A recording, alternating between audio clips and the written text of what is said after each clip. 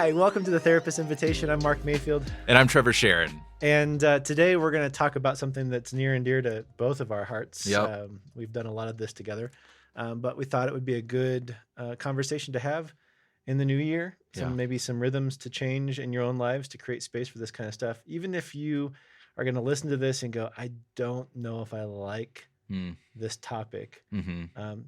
Sit with it for a minute because you might be surprised. Mm-hmm. But before we do that, something good. Something good. So for me, the something good is also going to be a shameless promotion. We have talked several times about the Mayfield Collective, and I'm happy to say we're hard at work at it. We are, doing meetings to brainstorm, and we are creating content that we can have available on the Mayfield Collective as a resource to families and parents and teachers and pastors and bosses and mental health professionals on a variety of topics that, for the most part, you have given us as things that you've wanted or needed or have seen gaps in. And so it's really exciting to me to see that under development, and we are still fundraising for it. And until April 2nd, any donation that you make towards the Mayfield Collective, towards Mayfield Counseling Centers, will give you in return 3 months of the Mayfield Collective subscription for free. So that could be $1, that could be $100,000. If that's the case, please let me know. We might just give you a lifetime. Lifetime membership. Okay. If you donate on what did I say, $100,000? Yeah. We will give you a lifetime membership for free, you and your family. Yeah. There we go. Yeah. But yeah, I'm really excited about it because I think that this is a project that is going to help a lot of people who, maybe you aren't somebody that feels like you need to be in counseling right now, but you do want to be engaging in conversations that challenge and stretch you and make you think about things in different ways. Or maybe you are a parent that has a lot of questions about, my teenager is saying this or this, and I don't know how to react. And I want this to be a place where we can offer some resources from professionals directly to you for greater conversation. So that's my something good. My something good is, again, a shameless plug for my book coming out in September, The Path Out of Loneliness. But I had taken some risks and asked some pretty amazing people to endorse my book. And so far, everybody said yes. Yeah. I actually got one back yesterday, and I was reading the individual's comments about my book. I'm sitting there going, dang, like that's pretty cool. Yeah. So that's really exciting. And I'm really hoping that September 15th comes around and there's enough COVID stuff, protocols in place, and we've seen enough of a trajectory change that we can do this conference out in Orlando, the AACC conference, because they're the publisher and the distributor are going to have a table there, and they want to highlight my book. So that's really cool. Be pretty cool. For those of you who don't know, the AACC is the American Association of Christian Counselors. Yep. So just to throw that out there. Okay, so Mark, tell us what the topic is for today. I was thinking about this earlier, and I think we need to play more games with each other. We need to pull out some board games. We need to. There might be argument for video games. For sure. I'm going to go more towards the card game, board game type thing. So those of you that are driving, listening, don't pull over, don't turn off, don't roll your eyes in the back of your head. Listen to our conversation today about the importance of playing games, especially going into 2021. Yeah. So tell me a little bit about why you enjoy games so much. Yeah, it's a good question. I'm going to actually start with video games. Okay.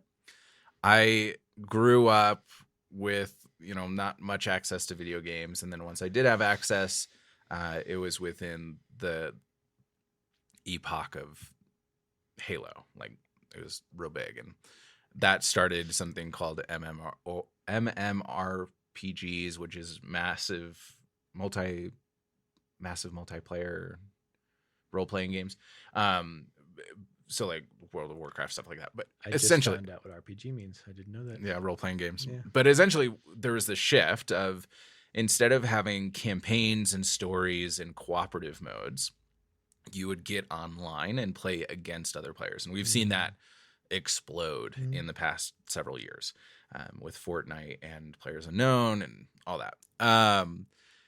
I don't like those games. I really don't like them. I always preferred to play through a campaign with my friends and be on the same team.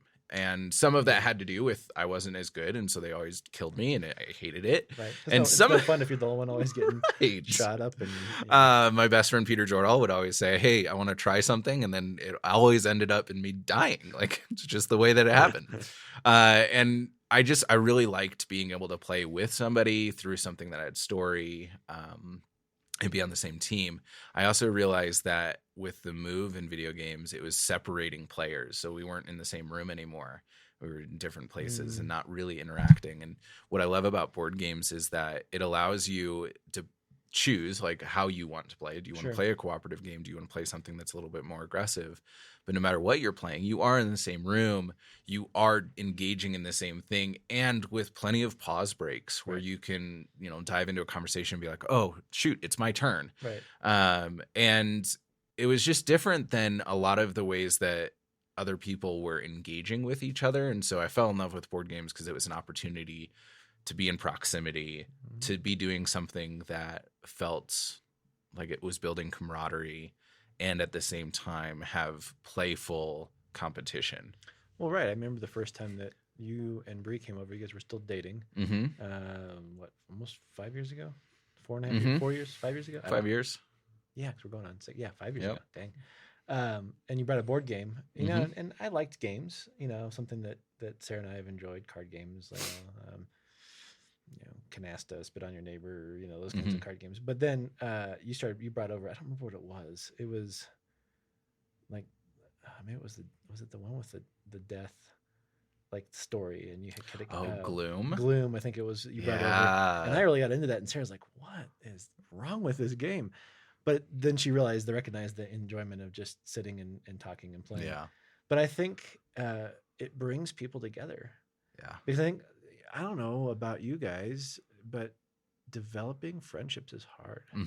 Especially now. Right. Well, and I'm going to be completely honest. Like, I'm an introvert. I play an extrovert quite well, but I'm an introvert. Most counselors are. But I don't like shooting the breeze. I don't like, the phrase when nothing is, conversation lulls, ask them about your favorite football team. Like, I don't care, and so when you have people over, you want to be intentional about getting to know somebody because you find them intriguing or there's some commonality there. Usually the first dinner is awkward. Yeah. But throw in a game and you're focused on strategy, you're focused on this new game, and then conversation, and it kind of breaks down those barriers. I think that's, at least for me, that's kind of a fun way to look at it. But it creates opportunity for a lot of things. Yeah. During our Christmas season in 2020, my family had 2 individuals that were non-family come over because they didn't have anyone to spend time with. Were you wearing masks? Just kidding. Don't answer that. I'm not going to answer that. And both of them are gamers, so they came over and we played a game. Give a definition of gamers real quick. Gamers would be somebody who like knows/owns more than 5 board games that have been published in the past 10 years. Okay, I'm getting there. I mean, that's right off the top of, I'm sure lots of people have arguments. Yeah, I've bought enough Dixit expansions to maybe consider. Yeah. Well, and I don't want to be a gatekeeper either. Like, if you play Monopoly, and sorry, like you can still be a gamer. That's okay. I'm probably going to get more flack for that one than the other. But so they came over and we played a game called Deception. And 12 of us were able to play, which is one of the things that I love about board games is you can have games that play lots of people.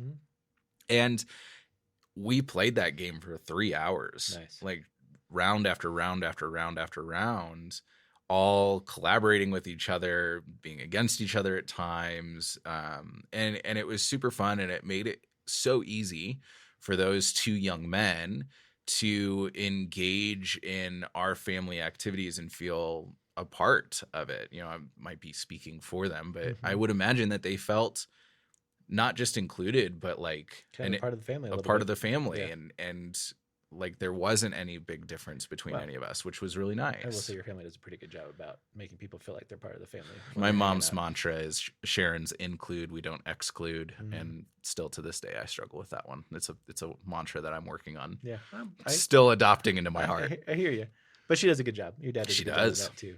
Making people feel like they're part of the family. Yeah, But it's easy. It's easier when there's a game involved because it breaks down maybe Yeah. some of those barriers, maybe some of those stigmas, some of those awkwardness pieces. well, and it's far easier to invite somebody into your fun than to invite them into your sorrow. Yeah, right. Because building, I mean, that's a whole nother podcast right there. But like, you have to work up to inviting people into your Yeah. sorrow, and that has to have commonality and camaraderie Mhm. and understanding and that kind of stuff. So that's really good. So talk about some of because you are much more of a gamer than I am, and I would like to think that that's growing Mhm. because Yeah, the absolutely. girls and I and Sarah Mhm. love playing, and when we invite people over, like, how about a game? And some Yep. people are like, yeah, no, and others Right. are like, yeah. Well, and like you guys, be coming over soon and playing the game that we like, marbles. It's a game Which that I'm is- going to say publicly, my wife is still waiting for you to build her a board. Oh, Yeah. that's right. Almost every time we talk about playing board games with you, she brings it She up. brings it up. Yeah. I've got some leftover stuff in the garage. I might have Yeah. to look into that. If you wanna win over my wife, Okay. that's a good way to do it. May not be as nice looking as ours, but it would be. I'm sure we wouldn't care. A start. Yeah. Okay. Let me take a note on that. It's a one. good I'm way gonna- to I'm get your gonna, son into my family. I'm going to. Let's see here. I'm gonna take a note. So keep talking there. Okay, so hopefully we've made somewhat of an argument for like why board games can be really helpful for building relationship, why it's important to build relationships. Hopefully if you've listened to any of our conversations, you recognize that. And like with the caveat of there are times where my wife really would prefer just to sit and talk rather than to play a board game or something like that. And I'm sometimes the opposite because it takes me a little while to warm up to some of those more meaningful conversations. And I think that this is going to sound maybe a little weird. There's a way to curate the games the same way you would curate the food or the music or. Well, you wouldn't pull out Gloom the first time you met somebody. Typically, no. Said, "Hey, let's play that game." I did once, and it was amazing. Was it? Okay. I wouldn't do it again. Yeah, or you wouldn't pull out Risk and say, "Hey, we're going to be here for the next 7 hours and play this game together." That takes intentionality in relationship. But you might pull out Solo, like we were playing earlier before the podcast started, or Sabak, yeah, or marbles, or a card game, or Dixit. Yep. And that cultivates conversation. Dixit. Shameless plug, if whoever makes Dixit is listening and wants to give us like a free membership, that would be awesome. But it's a really great, it's almost like a Balderdash meets Pictionary type thing, but they're really beautiful cards with art on it. It creates conversation around the pictures, but then trying to stump your opponent and that kind of stuff. It's a fun game. And my girls, my oldest still doesn't let you live it down that she beat you once. Yep, just one time. All it took. That's all. Yeah, but we're not going to count the other times that you. Right, the several times, I'm sure. There's a board game store in Colorado Springs that I want to talk about. Please. Petrie's Family Games. Cameron is the owner of Petrie's, and he has created this strong community around gaming. And they have something called a library where even if you don't have the board games, because let's be realistic, like, not many do. And they're expensive. And they're expensive. Dixit, it's like a $40 game. Plus expansions are like $25 each. Yeah. So it's not cheap. I know. I won't say anything about how much I've spent on board games. Well, you've done some stuff. Yeah, I've done some stuff to trade for board games too. But Petrie's, if you go there, their library, you can rent board games. And so you can pay, $3 for 5 days with this board game. And you can YouTube the instructions. And there's 2 channels that I would encourage you to check out. The first is How to Play, I think it is. It's a dad who does, and you can tell like he's a dad, even if his son isn't present. It's a dad who walks through board games and he does a really good job. And so rather than reading the instructions, you can have somebody teach you. The other one that I would suggest is Will Wheaton from Star Trek. He did a show through Geek and Sundry for several years Will before Wheaton from they. Star Trek, and if you haven't watched Star Trek from Big Bang Theory, Oh, yeah. But you I know. mean, I think I even didn't- with Big Bang Theory, you have to say Will Wheaton from Star Trek, you do, but who's I didn't, also in Big Bang Theory. but I didn't know who Will Wheaton was until I watched Big Bang Oh, Theory. really? Yeah, and I'm not a Star Trek fan. Yeah, he's So very nerdy stuff. Yeah. But he did a show through Geek and Sundry called Tabletop. And so if you look up Geek and Sundry Tabletop, he has a whole series of different games. That's a great one to like learn a game, watch it played, and figure out if it's something that interests you. So those are two resources for like where to go for games. But I would highly encourage you, like, if you are in relationship with another person and you haven't played board games, or maybe you've just played dominoes or Monopoly or something like that with them and somewhat enjoyed it, try this, like, because it's a really cool way to engage the relationship a little bit differently and shake it up, especially in this last year that's been really hard. Well, talk about the mental health benefits. Yeah, dude. And since we're therapist invitation, and, talk a little bit about, like, I mean, we talk about the idea that it draws people together closer, connection, which is great, relationship, which is great. But what other minimal, and again, that's not evidence based. This is just our experience. But what would be some mental health benefits that you would say play into playing board games? I'd say first and foremost, it's fun. Yeah. Like, we need fun, and if you don't believe that, I'd encourage you to challenge that thought, because like we need fun as part of a balanced whole life. Right. The other part is there's a lot of actually significant relational growth and discovery that you can do. One of the things that I learned through watching Tabletop, Will Wheaton always loses. Always. Like, he has this curse where anytime dice are included, it's always the wrong results. Right. Like, he's cursed. But I realized, like, as he lost, he was setting the tone for the entire game. Just let's have fun. Let's have fun. I know I'm losing, but I'm going to laugh about it. I'm going to enjoy it. And what I realized was the loser of a board game actually sets the tone and the atmosphere for the rest of the room. It's not the winner. It's not the middle person. It's the loser. Makes sense. And through that discovery, I personally have realized that translates into relationships as well. Like, how beautiful is it for me to be able to set the tone in any circumstance, even if it feels like I'm losing or I'm not getting what I want or things aren't going the way I want them to, or maybe I had a hard day or I just got disappointing news. Like, I get to kind of set the tone of, it's okay. I get to be with you. Like, this is still fun. This is still something good. Not in like a dismissive way, but in a way that like, oh, it sucks that I'm losing, but like, I'm still glad that I'm here with you. Right. And so there's a lot of personal growth and development that can happen through board games as well. Learning how to lose well, learning how to win well, learning how to which might actually be harder. Right. Learning how to strategize and plan. Like, there's a lot of mental health benefits to that. I think strategic thinking and, engagement. So yeah, I think if you haven't tried that, I mean, if you're not in Colorado Springs, if you are, go to Petrie's. If you're not in Colorado Springs, I mean, this sounds bad, and I'm probably gonna get flack for this from the gamers, but like, you can go walk the aisle at Walmart or Target and see what's there, or look up your local board game store. Like, there's many, local board game store. Or, no, let's just go with that. Go local board game stores. I'm not gonna go bigger than that. There's other. You could figure that one out if you want to, but support local. Would be good. Yeah. But so, what would you say some of the benefits are? I think we've talked a lot about it already, in the sense of the relational connection, breaking down barriers, breaking down stereotypes, finding commonality, creating opportunity for conversation. Those kind of things I think is really important. But like you said, fun, like having fun there's nothing wrong with that. And we need to find more ways, I think, to have fun. And looking at 2021 is this reset in some ways. What are some things that you could do differently? Now that, so that's my thought. Well, and if nothing else, like, and maybe we can talk about this in our next episode, like family board game nights, like family dinner nights have still not come back after 2020. Like extended family, immediate family. Yeah, we do dinners and game nights as often as possible. But hopefully we would be a little bit out of the norm. But I would say socially, nationally, sure.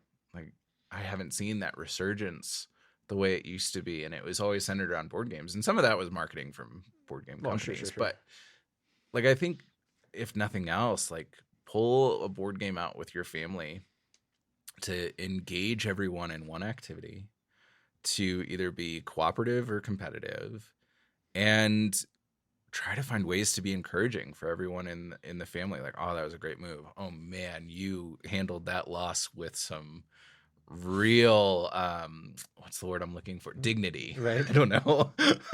Yeah. Maybe don't use that line. But I think, yeah, it creates opportunity for those things, which is great. Yeah. And if you haven't had friends around you enough, text out like, hey, I'm gonna do a board game night this night. Who's gonna come? The worst they can say is no. Yep. And if you're okay with that, then you're fine. Yeah. All right, well, go play more games.